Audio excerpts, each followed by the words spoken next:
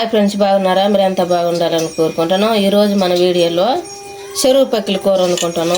అంటే ఎండు చేపలు, చిన్న చేపలు ఇవి శుద్ధంగా కడిగి ముందుగా 10 నిమిషాలు నానబెట్టుకోవాలి. నానబెట్టుకున్న తర్వాత శుభ్రంగా కడుక్కోవాలి. ఈ చెరువు పక్కలు వంకాయలు వేసి వండుకుంటాను.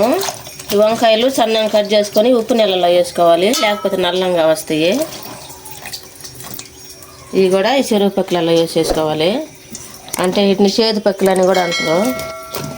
ఆ తర్వాత టమాటాలు 1-2 టమాటాలు సన్నంగా కట్ చేసుకొని వేసుకోవాలి. కొత్తిమీర, పుదీనా వేసుకోవాలి. కరివేపాకు అవి వేసేసుకోవాలి. అంటే కొద్దిగా వేసుకోవాలి. తర్వాత ఉల్లిపాయ ముక్కలు వేసుకోవాలి. ఒక ఉల్లిపాయ తీసుకొని సన్నంగా కట్ చేసుకొని ఈ విధంగా వేసుకోవాలి. పసుపు వేసుకోవాలి 1 స్పూను. కారం వేసుకోవాలి మనకు టేస్ట్కి తగ్గట్టుగా. నేనైతే 2 స్పూన్లు వేసినాను. 1 స్పూను కల్లుప్పు వేసుకోవాలి, అంటే రాళ్ళ ఉప్పు. ఆయిల్ వేసుకోవాలి. నేనైతే 3 స్పూన్లు ఆయిల్ వేసుకున్నాను. ఇది మొత్తం కలిపేసుకోవాలి.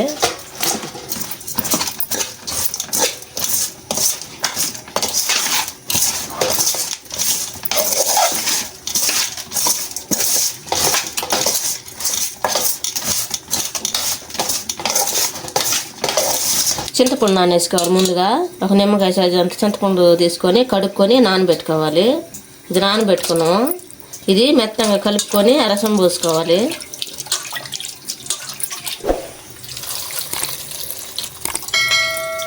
మనకి వాటర్ ఎన్ని కావాలో అన్ని సరిపోయే వరకు పోసేసుకోవాలి.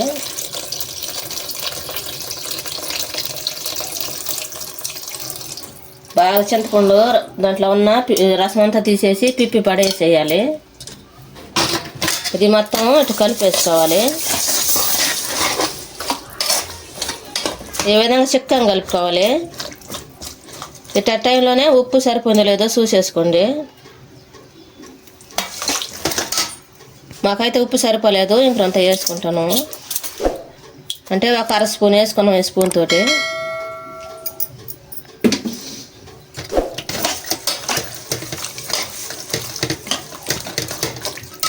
ఇప్పుడు మూత పెట్టి ఉడికించుకోవాలి.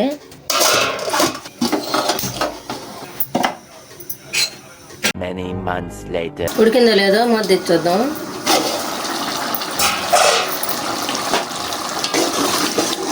ఈ విధంగా చిక్కగా ఉడకాలి. ఇప్పుడు స్టవ్ ఆపేసుకున్నాం.